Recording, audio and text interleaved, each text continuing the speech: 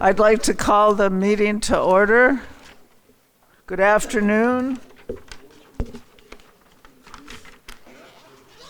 It's 2:30 and we're going to have a separate, we're going to put this meeting on a separate video. So I'm going to open it up. And I want to welcome everybody home. Saddlebrook is the place we call home, and a wonderful home it is.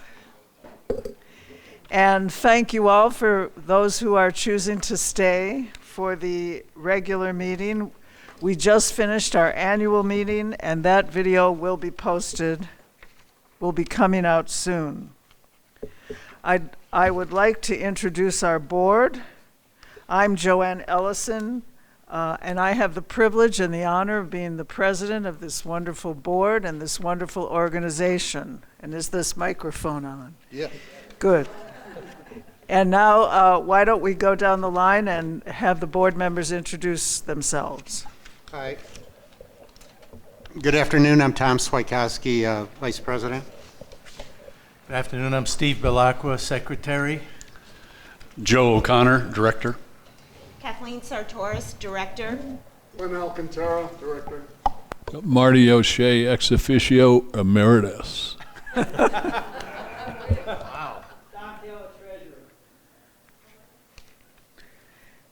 And across from the board, I want to introduce our management team, starting from the rear of the room. Leslie Vanoff, Executive Assistant. Vivian Timian, General Manager. Mike Triber, Controller. Mike Roddy, Director of Golf. Mike Phillips, Superintendent. Thank you. John Labar is the chair of our Property and Roads Committee. And Mike Odell, he's actually a resident, he's not a staff member. And Mike Odell, ex officio and ALC chair. All right, we have a lot of interesting and important reports this afternoon, and we are all looking forward to hearing from our presenters. The agenda and the reports have been posted on the website, and hard copies are available. On any item requiring a board vote, right before the vote, homeowners of our association will have an opportunity to come to the microphone for questions and comments. We ask that you keep them addressed to the specific issue that's before the board at that time and keep your remarks to 2 minutes. At the end of our meeting, before we adjourn, we will open up our meeting to homeowners for the opportunity to ask questions and comments of a general nature regarding our community. Are there any corrections to the minutes? There being no corrections, the minutes are approved as written. Next, we'll get a quick update from Joe O'Connor on the progress of our 5-year plan. On April the 17th, the board and ex officio members, as well as Vivian, had a work session for approximately 2 hours. During that time, we discussed, with no decisions made, we discussed a revision to the vision statement, an update to the mission statement. We also did reviewed, in addition to something that hadn't been published before, our values.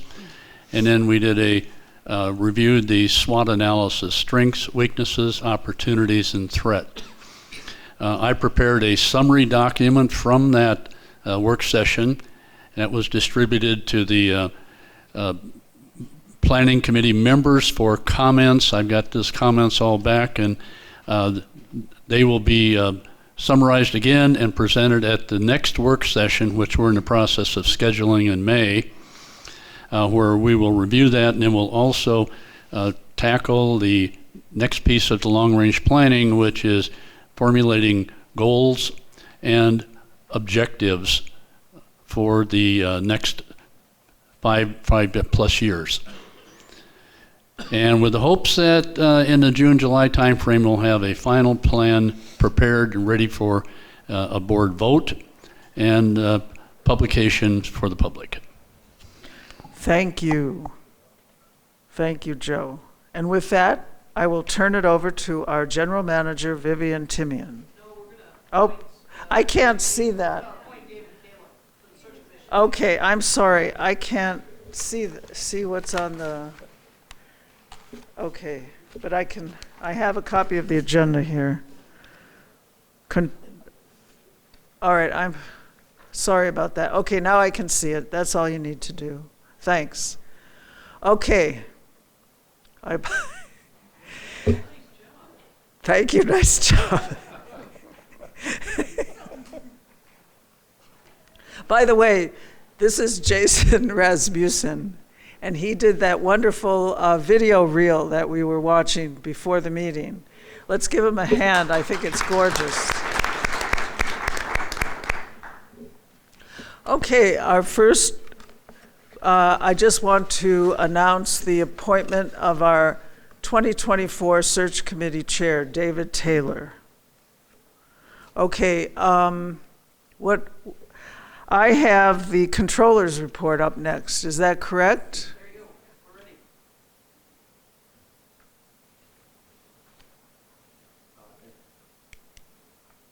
Thank you, Joanne.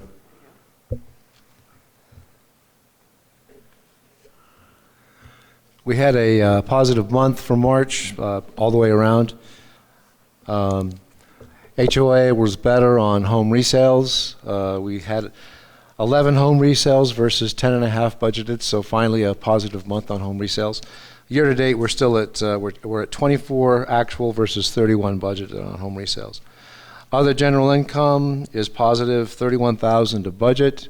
A large portion of that is the Comcast royalties that we are now receiving, and after that, interest income. Looking at the roads spending, we are 31,000 better than budget, and that is really timing because the roads maintenance, which is operational spending, is 23,000 better on a year-to-date basis. That's work that will be done later in the year. We are positive $8,000 in the roads resurfacing, which comes out of the replacement reserve. And that is savings that we will take to the end of the year. Those projects have already occurred. General and admin, we're positive to budget for very much for the month and slightly year to date. In the services, we're 123,000 better, and again, a lot of that is timing. The savings is in plants and trees, painting. There's some savings in labor, but there's also savings in erosion control and outside services, and that's timing of projects. It's getting contractors lined up to do some of the work that's planned in our operations services. In the amenities, we're worse than budget, 33,000 year to date. That's mostly natural gas at the pool and in the clubhouse, as well as property insurance and chemicals. Questions?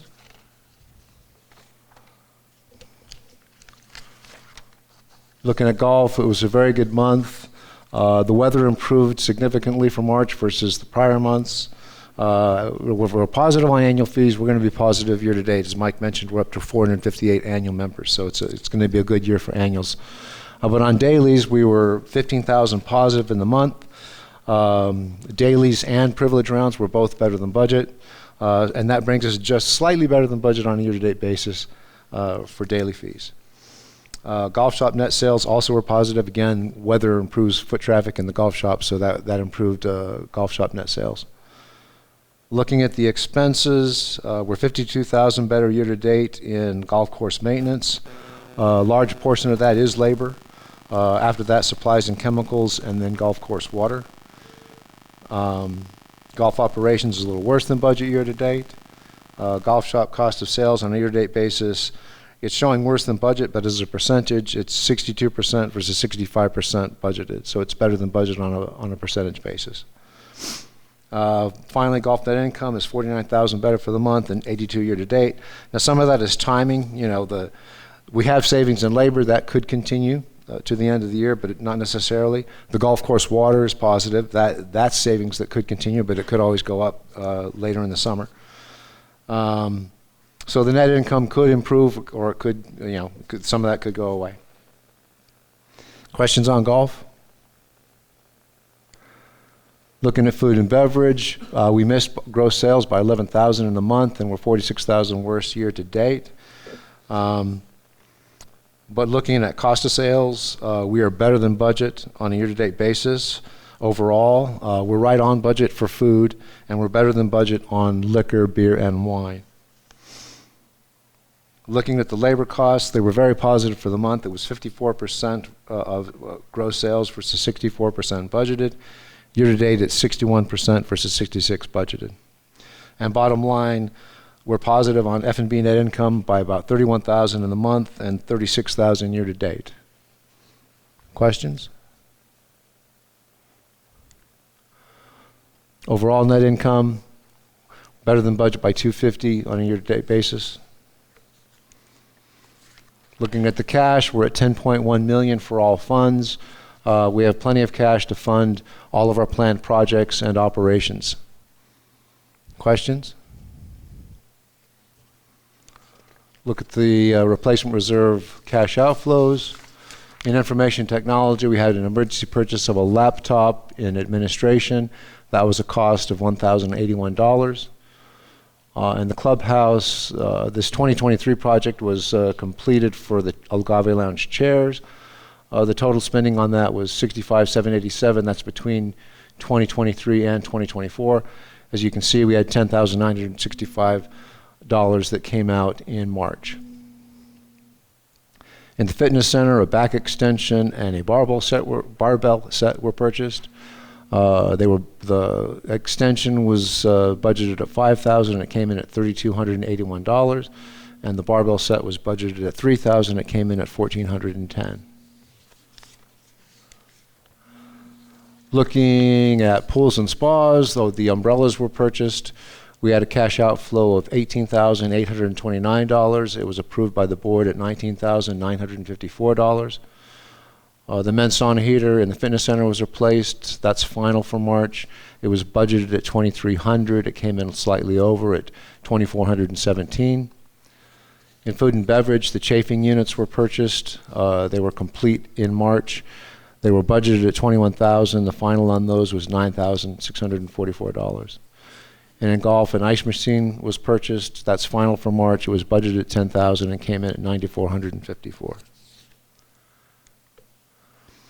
So year to date, we're at $283,621. We're projecting that we will have cash outflows of $2,238 by the end of the year. Questions on the replacement reserve? And there were no final projects in the capital improvement fund for March. Thank you. What's next? Mike?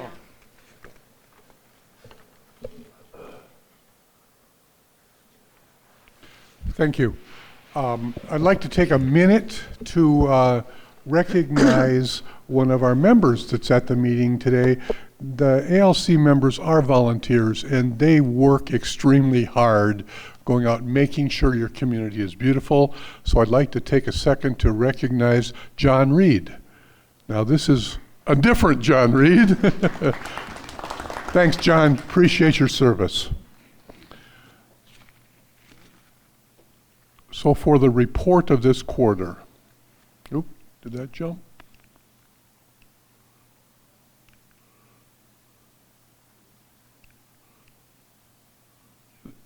There we go. Yeah, that was the quick version. All right. In the first column of 2023, the permits we issued in the first quarter, and then the next column is this quarter. Basically, things stay fairly much the same from year to year. We did have a few more driveways and walkways done this year. I don't know if that has anything to do with the Comcast operation, but we did have a few more of those. We've had good success using the exterior paint online permit plan, and I also want to thank Jason for helping work with that. And we're working on a current plan to try to have more online permits so people don't have to come in at all unless there's an issue. But it's hard to turn the Titanic, And there's lots of things that have to be big challenges, but Jason's working really hard at making that work. The rest of the permits seem fairly obvious. Any questions about permits issued?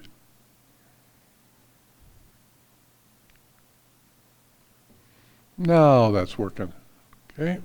The revenue from the permits was slightly better, and our assessments were slightly down. Assessments are only given at the point of there's an issue, and we're asking people to resolve that issue, and then if they don't, there is a fee for not keeping Saddlebrook beautiful, our home beautiful.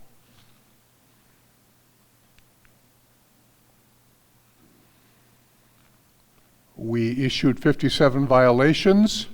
41 of them are still active because they have 30 days from the issue of the violation to get it taken care of. But if you see in Q4, that was resolved relatively quickly. So at the end of it, there were only 5 violations given, over 55 were issued, and only 11 assessments.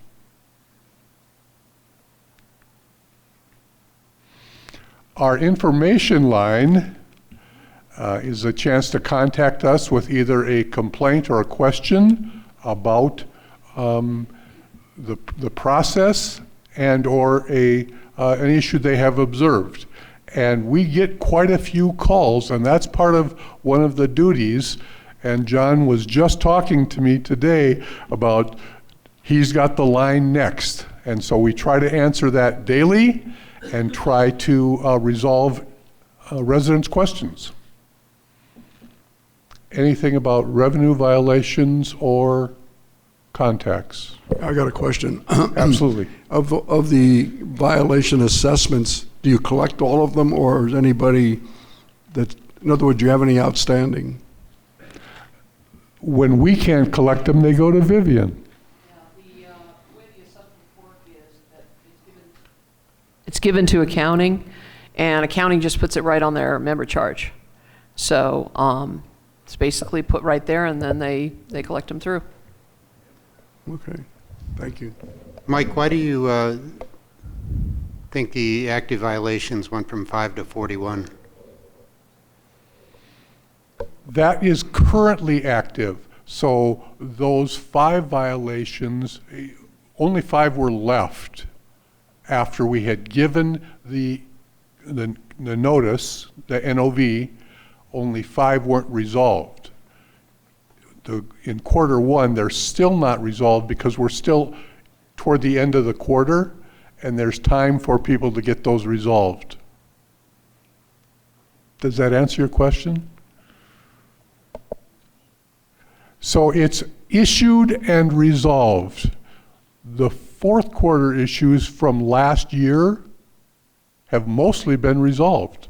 Okay, so if it's active as of March 31st, so if we looked at this next year, let's say the 41 all became resolved, then when you showed the 2024 Q1, you wouldn't show 41? Correct. And you need to remember a lot of weeds came out in the Q1 this year. And that's what you're looking at, is a lot of weed violations. Yeah, not a whole lot. More Christmas trees and Christmas ornaments out in the Q4, not so many weeds. Does that resolve that?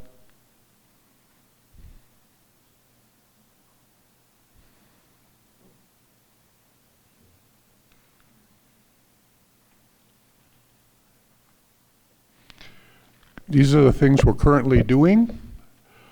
We obviously review and approve permits. We do resale inspections, and the resale inspections are vital in making sure a new homeowner doesn't buy a home that something is in violation when they purchase it, and then they have to fix it. So we notify the incoming homeowner of the possibility of a violation, and then they negotiate that with the seller. And then we assist residents with compliance in the guidelines in that we answer a lot of questions as to Do I need a permit for this? Do I not need a permit? We can constantly are training our staff and discussing what is a weed issue. And we use the term egregious. We want weed issues that are major to be taken care of. Not 7 weeds, and we don't go out and count weeds. We just use the term egregious to help define what we mean by a weed issue. Always have an article in Communicator.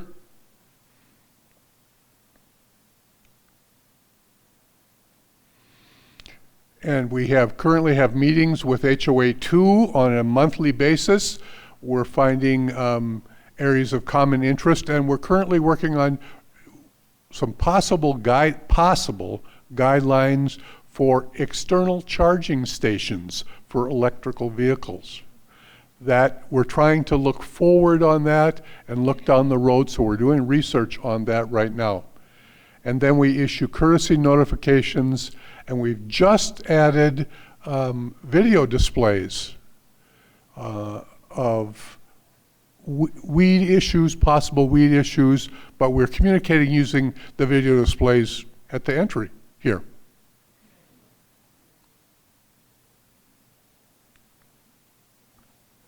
Thank you. Thank you very much. Okay. The next item, I believe, is our consent agenda. And I just have to lean over. Okay. These are items on the consent agenda. Do you want me to read them, or can we read them? Why don't we just read them? Okay, do I have a motion? So moved. Wait, no? Oh, so, I'm sorry, oh, any objections to the passage of the consent agenda?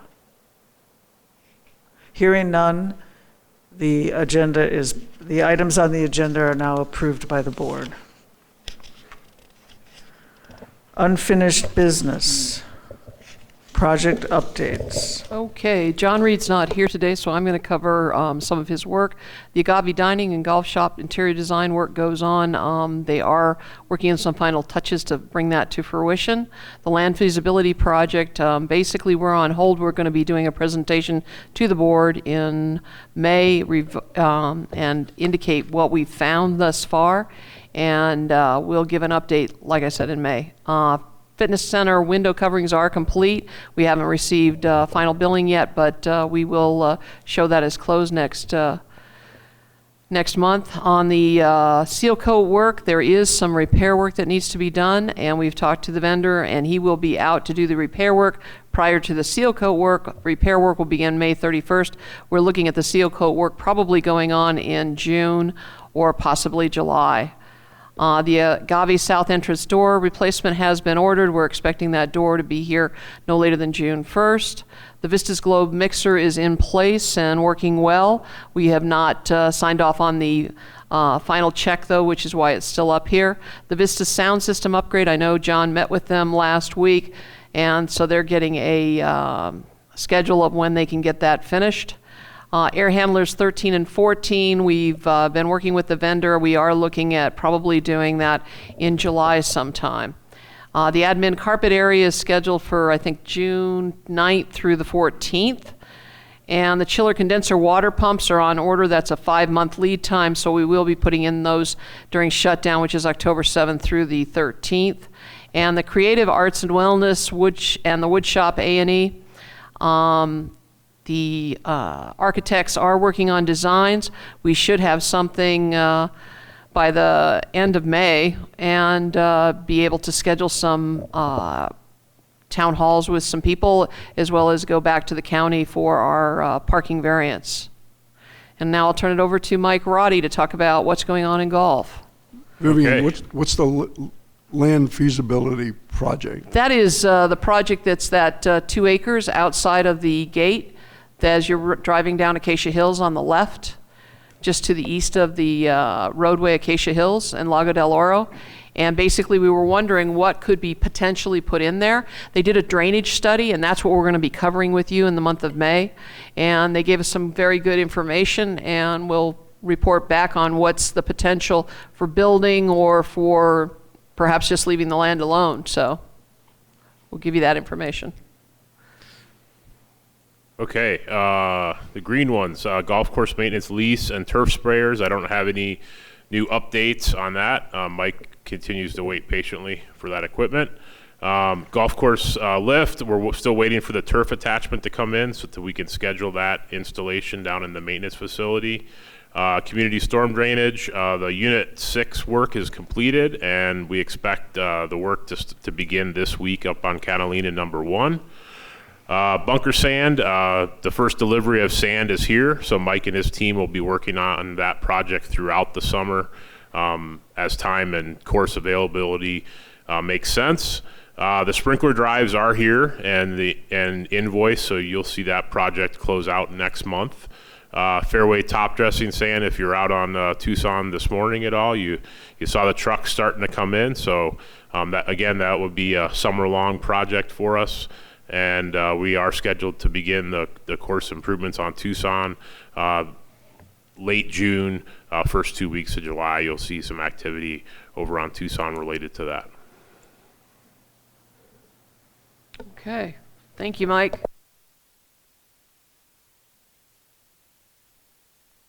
I did.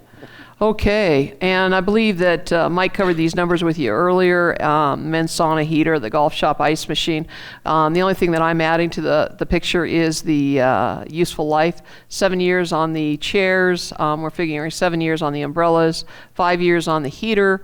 We're hoping that the golf shop ice machine will last 11 years, and the front desk card reader another 5 years, because that is a computerized piece of equipment. And so now we're going to change the schedule around a little bit, because we have a, are we ready to go to projects now?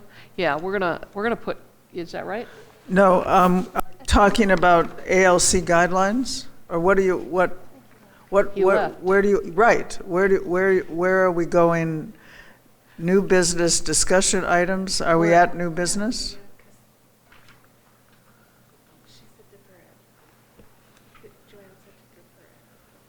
Defer what? Oh, so we're deferring the ALC guidelines because yes, I Mike was had to gonna leave. mention- yeah. So what we're going to do is we want to go down to the financial items, but we are not going to go to cart path replacement. I'm sorry, Mike. We've got an interview for food and beverage, so Kelly is asked to go first. Okay. So we're going to put Kelly in there. Okay, great, thank you, Vivian. I knew where we were headed, I just didn't know how we'd get there. Okay, Kelly. Okay, are you going to click the slides for me, or you want to pass that down? Hee, thank you. There you go. Okay, awesome. So I'm here to present the Vistas carpet replacement plus additional tables and chairs. This was prepared by John Reed. Feasibility, the current Vistas carpet was installed in 2014. It no longer matches our current decor vision.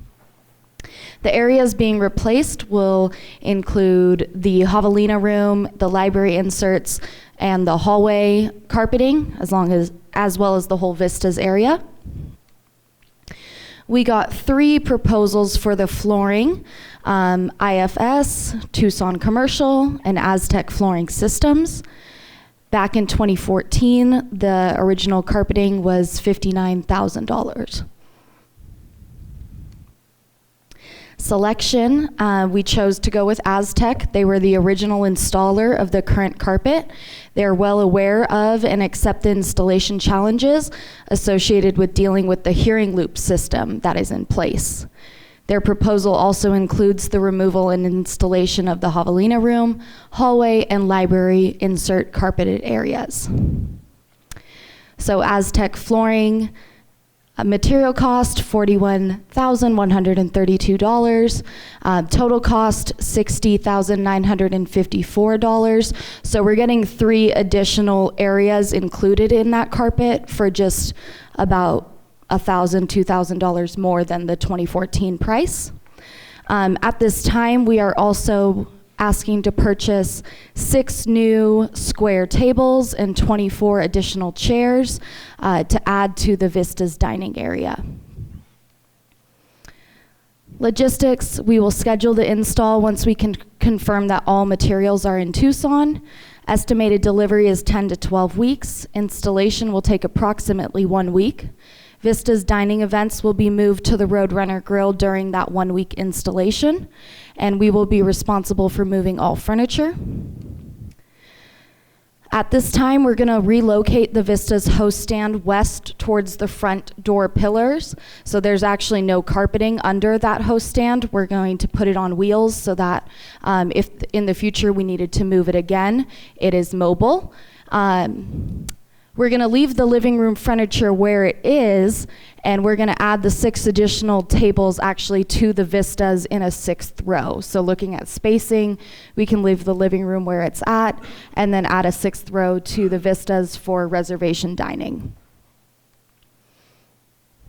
That's it. Joanne? Do I have a motion?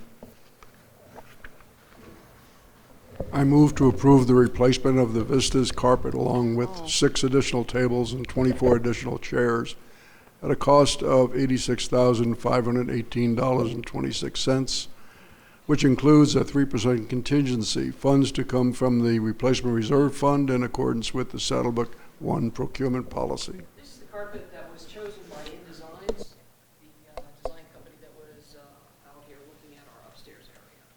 So it's a sandstone type design, and it's a gray and blue.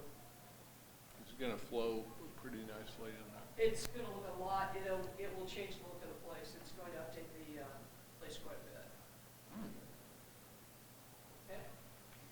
Okay. Is there a second? I second the motion. Board discussion.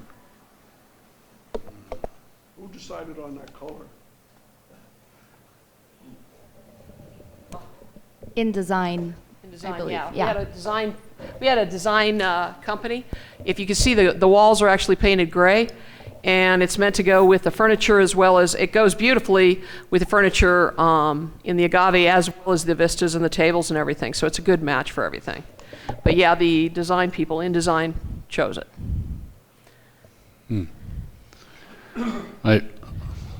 The color looks awfully dark to me. Yeah, what happened to the one that had the gold in it? It was brighter? There was this one, and then I think, I don't know anything about a gold one, I'm sorry. Okay. What's Kelly, you said something about design decor. Do you agree with that color? I do agree with the color. Vivian, if we take this carpet sample over to where the fireplace is at, the brick with the blue looks very nice. Our dark brown tabletops look very nice with this. I think that the blue with, our exterior is just going to really flow. Yeah, this is actually a lighter color carpet than what's down right now. Do you want to go down there and take a look, do a field trip? If you'd like to, we could do that. Has it, Kelly, have you looked at it when the sun is down and all we have is interior lighting in here? I have not looked at it at night. Well, I'm not an interior designer, but I'm hesitant about the color. And will it make the dining area just look darker? I would think that our light chairs are going to really pop against this blue. I think that it hides, when the carpet is not clean, so it's going to last us a long time as well too. But in my opinion, I think it looks nice. I've got a question / comment on the, so what was originally described were these 6 tables were going to go where the furniture is, and I personally would be in favor of getting rid of the couches and the chairs there. But my thought was, we had talked about just a little cocktail area with small round tables and chairs for people to do appetizers or cocktails before dinner, or if that's all they were going to do, that would be an area for that as opposed to the couches. It makes it kind of look like a living room. And Yeah, there's been feedback on both areas, whether the living room furniture stays or it could be shifted to where the current host stand is as well.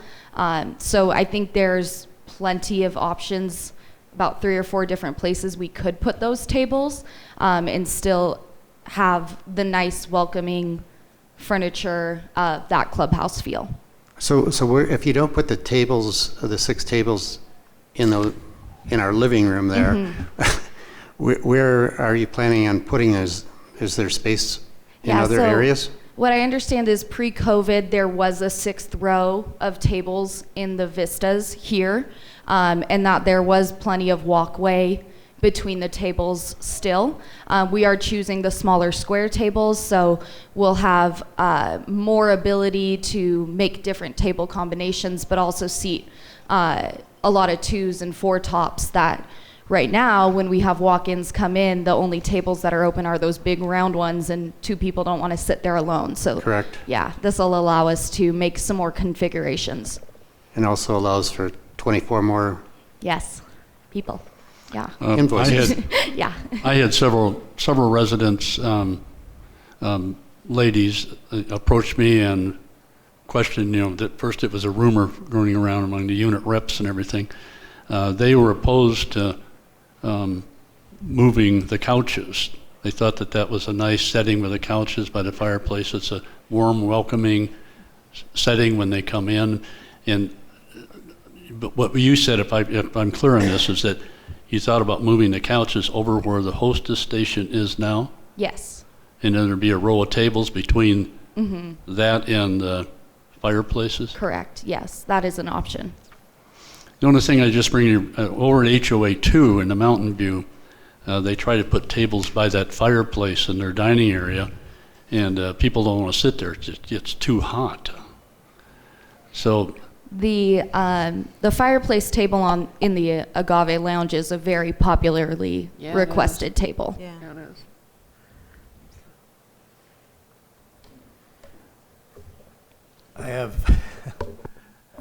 I've already spoken to you, obviously.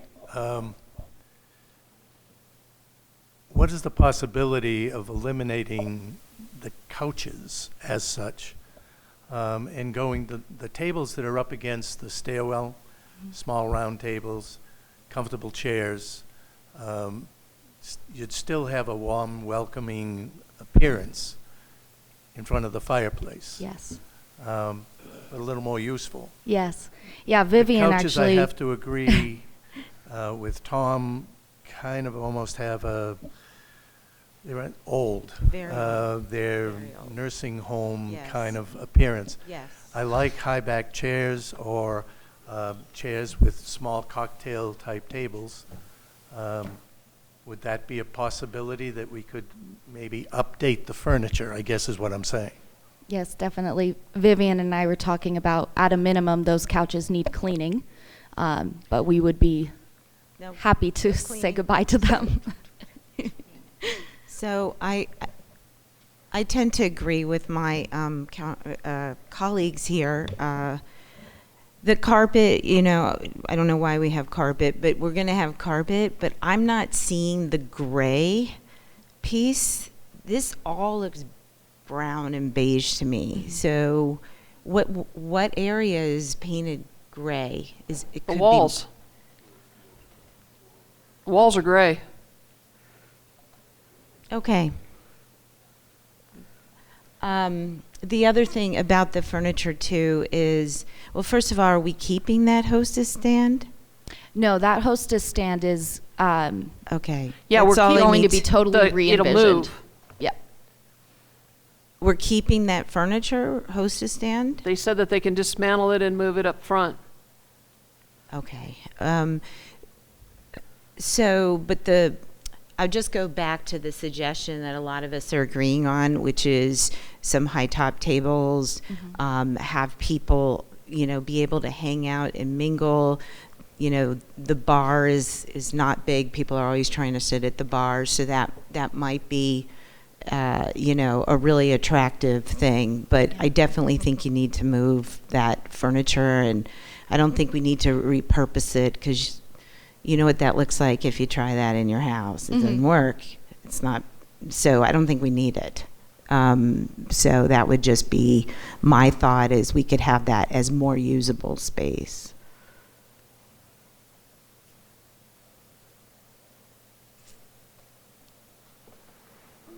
Any other board discussion? Again, does anyone want to go over there and put the sample against see it in the vistas? Not wanting to micromanage, I think we should stick with whatever the management is looking at. They're the ones who are going to have to live with it. My only question is so No. regardless of what is done with that area right now where the furniture is, you still have room to place the 6 tables and chairs someplace else. So it's We not wanted like to, yeah. we're Yes, approving something that's not going to be used. So correct. Yeah. Okay.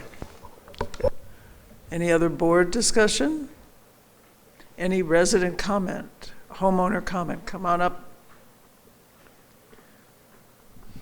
Well, I got enough voice. Tim Mahana, 687. I'm the traditionalist. We have a private club. We talked about how important the private club was. And I don't know if that furniture is the best furniture, but the concept of walking into a private club and seeing a bunch of tables, or coming into a Vista dining area and having a bunch of high-top bar people in front of it, isn't appealing to me. I like the current look. I'm not against updating that to something more contemporary, but I do think we should keep that fireplace area as you walk in the door and your first impression is that you're in a class club, not in a walk-in restaurant. Thank you. Any other homeowner comment? Yes. Do you need someone to bring you the mic, or can you come up? Okay. You can pull that down a little. You can take it off so you don't have to strain. There you go. Hi, Linda Henriksen, Unit 6, Lot 44. You were saying that they're going to have to live with it, but we're going to have to live with that carpeting for the next 10 years. So I think I just wanted to bring that up. So I wouldn't mind looking at it back there. We did have the carpet out there for at least 2 or 3 months, and we did get a lot of positive comments from the residents, I will tell you. Yeah, it was in the agave. Yeah. Thank you. Any other resident homeowner comments? Hearing none. All in favor? Aye. All opposed? I am opposed. Okay. So that would be 1 opposed and the rest. Okay, you got that, Leslie? Can I ask you, are you opposed to the carpet or are you opposed to the tables?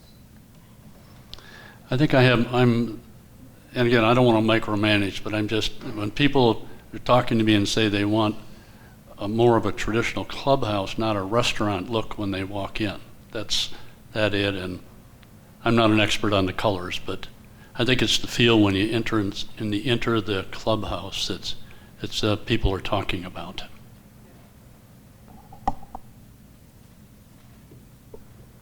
Okay.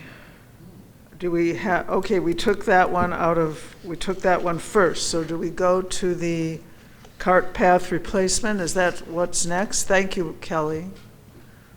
Good luck on the interview.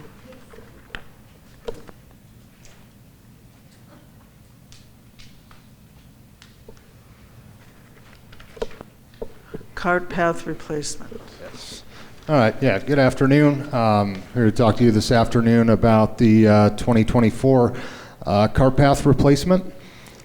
Just a little bit of the background about the cart paths here at Saddlebrook 1. We have a little over 5 acres of concrete cart paths. Many areas have begun to crack and deteriorate, which I'm sure many of you have noticed if you've been around the golf courses. The ASGCA estimates around 15 to 30 years for a concrete cart path. The plan is to remove and replace the worst areas annually as needed. We've been doing this since 2016. There's $30,000 in the 2024 RRF budget for this work. Our plan is to replace approximately 2,000 square feet, the worst areas. This work would be performed between mid-June and the end of July when the courses are closed for 2-week periods. All the debris will be hauled off site.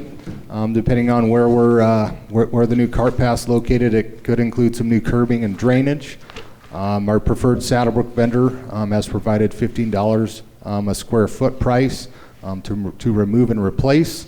There's no increase in his price from last year, so his price held steady. So I don't know if anything else has held steady since the last year, but his price has. So. Do I have a motion? I move to allow the management to proceed with replacement of approximately 2,000 square feet of concrete cart path at a cost of $30,000. Funds to come from the replacement reserve fund in accordance with the Saddlebrook 1 procurement policy. Do I have a second? Second. Board discussion. I had a quick question. This is in the reserve fund and this is an ongoing thing, but how is that all allocated? Is this golf operations? Is this roads? Maybe Vivian knows. Okay, so it's a golf expense. Resident discussion? Questions, I mean. All in favor? Aye. Any opposed? Okay, motion passes unanimously. I believe we have another project here. Phase 3, I'm sorry, I can't. Roadwork 2024 Mill and Overlay, Ridgeview Segment 1.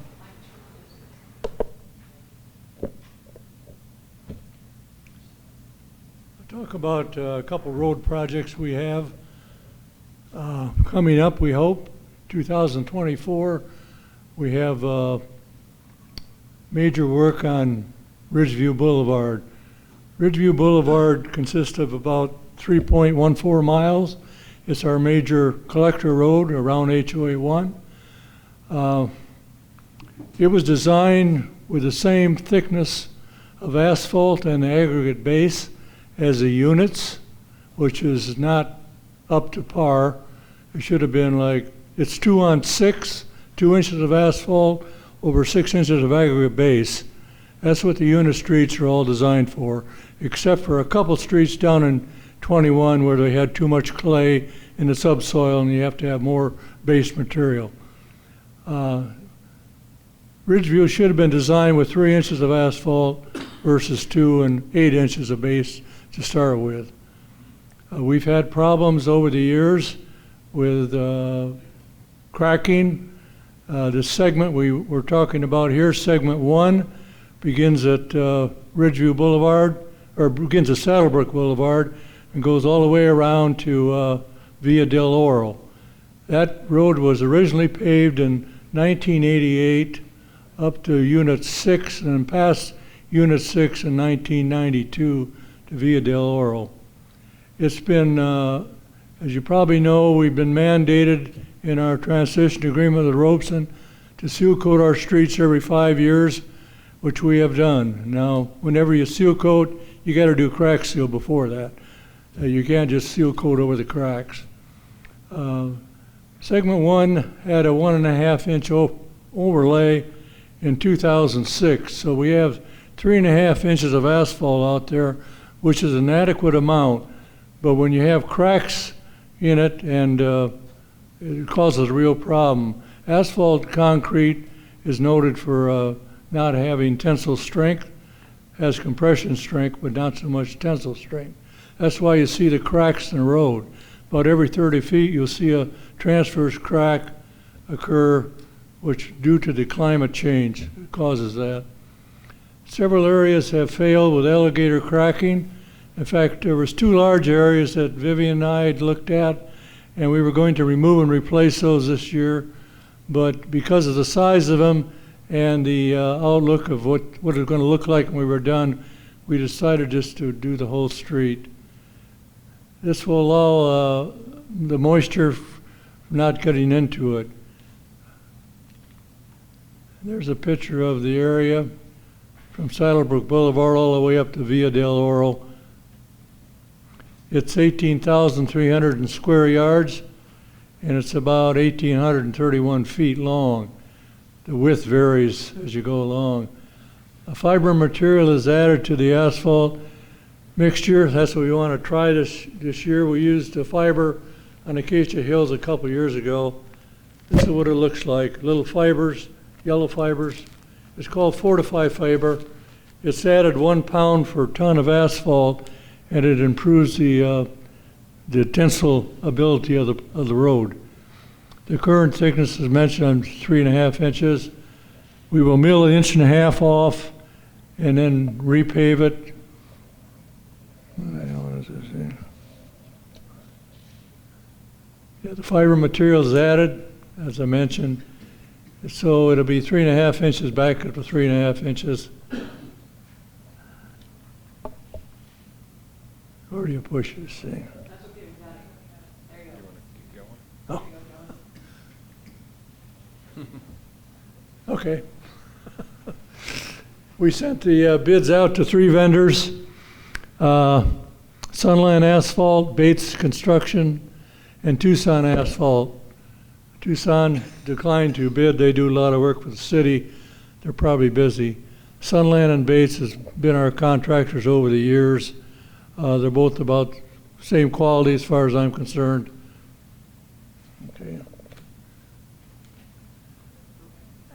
The vendor, Sunland, was $369,000, and Bates was $363,000.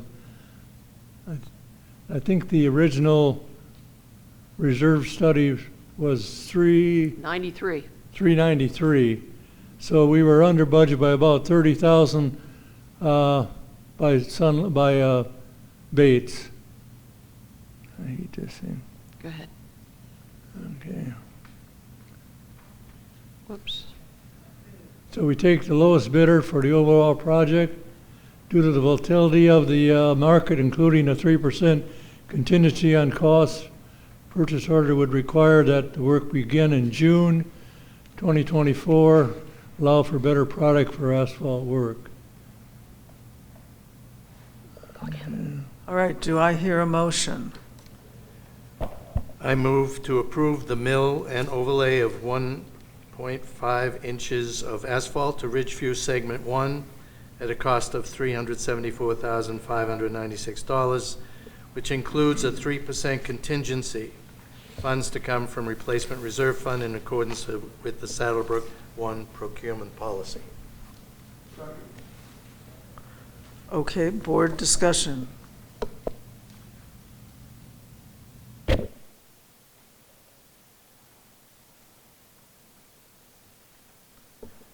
Resident owner discussion. I'm just going to ask, Question. I didn't see how long, Douglas Wolf, Unit 1, Yes. Lot 128. I didn't see how long it was going to take. How long it's going to take to pave it? Yeah, to get it done. Because there's a number of cross streets on segment 1, I would say it would take at least 3 or 4 operations to get it done. Now, we're only going to mill 1.5 inches, so the drop off from the Unit Street coming onto Ridgeview is not, it's only 1.5 inches, so it's not that bad. You need to slow down when you go over it, but we have to take into account the traffic, and when we meet with the contractor, if we get a bid, we would go over that to schedule to keep it open, lanes of traffic, as we mill it. Once we mill it, we start paving. It'd probably take 3 or 4 days to pave it. Right. It's probably looking overall at 2 to 3 weeks total. No, it's not bad, because one of the good things about this is the fact that we're not taking it down to the base, so we're not exposing the base, so we don't have to worry about the environmental. If it rains right after we mill it, it's still going down on asphalt. So that's one of the positives of this project.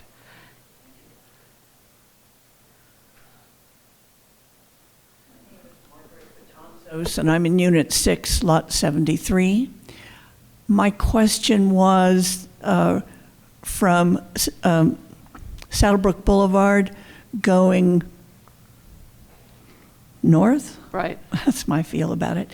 The street that you are speaking about, is that the one that goes into the orphan? No, it I don't- isn't. What, Can you what go do we back? call that? No, it actually goes into the custom home area that isn't a part of Saddlebrook. So if Okay, that's what we're calling that's it, a what we're custom talking home about. area. That's how far Okay, it'll go, yeah. thank you. Yeah, that's that's the next one. Go backwards. Yeah, no, I can, There you go. Thank you. There you go. yeah. Before you get to Windcrest. Yes, before you get to Windcrest, yeah. Actually, the next segment up is in pretty good shape. This one is at a lower level and a lot of problems from underground water streams that are in that area. And that's what's caused, at 2006 to 2024, we're looking at, that's 18 years, right? 18 years is not a bad, for a major roadway, 18 years is not bad. We were hoping to get 20 years out of it. That's what it was originally scheduled for. Hey, John, I've got a question. As you drive that road, if you look at the road, it's like a seam about 1/3 from the curb, and it looks like they paved it and then paved another part, and it created this seam. Is that about what's going on with that? The widest we can pave the road with an asphalt paver is about 14 feet. So the lanes should be 12 feet. And then we have the cart path, which is 7 feet, and the walking path. That's 7 feet wide and 12-foot lanes. We can do 14 feet at a time, so you really want to get the joint on the lane lines if you can. So they normally don't pave 7 feet wide. They don't cut off the machine like that. So we have a little problem there with where we have the joint. We'd have to talk to the contractor. There is a smaller machine, at least I've used with Caltrans, to do shoulders, and maybe we can talk them into doing the cart pass separately from the road, and then do the 12-foot lanes. I don't know.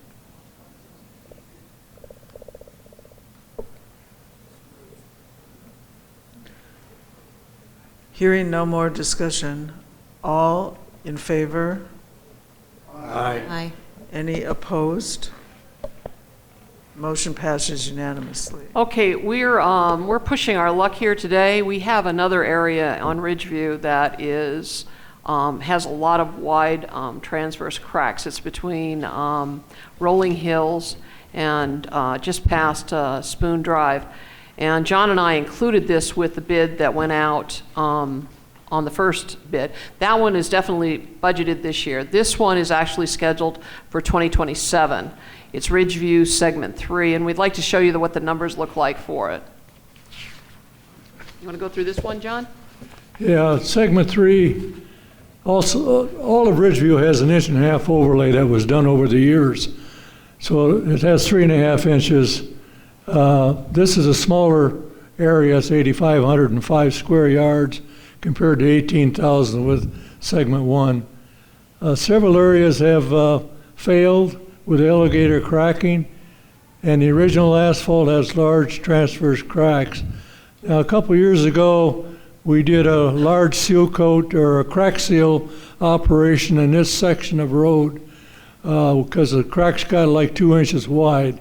We used a rubber asphalt mixture, which has worked fairly well, but now's the time really to take it back out and put a new asphalt overlay over it. This certain segment there between Rolling Hills is north of Rolling Hills and just past Spoon Drive. And we get a few comments about the ride through that area. It's pretty rough, a lot of bumps. And what I would like to do was pave it with a ski, which is attached to the paving machine, and it follows follows the contour and it'll give you a better overall length and surface on it. It may vary the thickness a little bit because of the ski being operated. If we can do it that way, we'll have a much smoother roadway for traffic. And that's been the biggest problem I think we've had. We've had a lot of transverse cracks that are large, and it's usually due to the undersoil there underneath the base that has clay in it, probably. And then once it gets wet, it swells and it shrinks during different times of the year. So that's what we propose to do there. And I think you get the next one? Yeah. We're using this fiber material, which I guess I showed you. It's little fibers, yellow fibers. It's mixed in with the asphalt. The only adhesive we really have with asphalt concrete is the asphalt, the liquid asphalt that goes in the mix, and that's about 5%, which holds everything together. This helps to keep it all together, and we used it on Acacia Hills, and it seemed to work fine a couple years ago, so we want to try it again, and that's what we got the bids on this year. Yeah, what else is there? Let's go through pricing. Once again, we sent it to 3 vendors, Sunland, Bates, Tucson, declined the bid.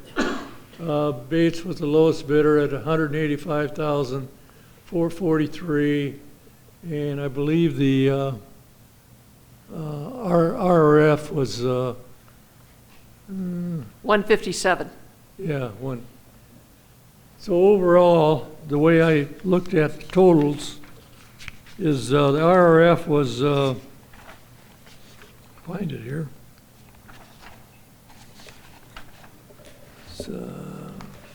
Something like $550,000, and we came in at $549 for both projects together. So we're very close to the reserve study, even though the other project, segment 3, wasn't due to 2027.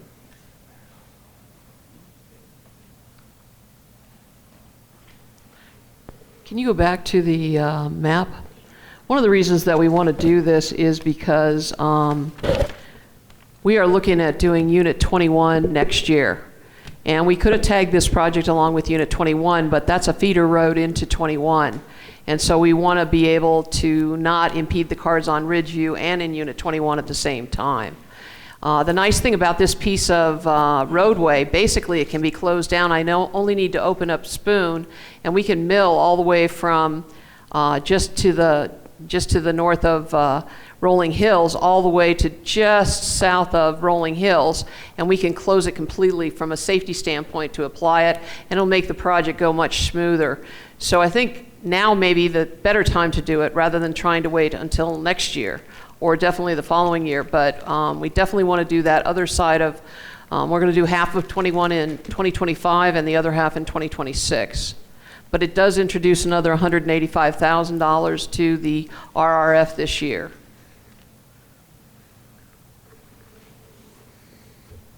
And if you've ever driven that road, it goes to tump, 22 times between Rolling Hills and Spoon.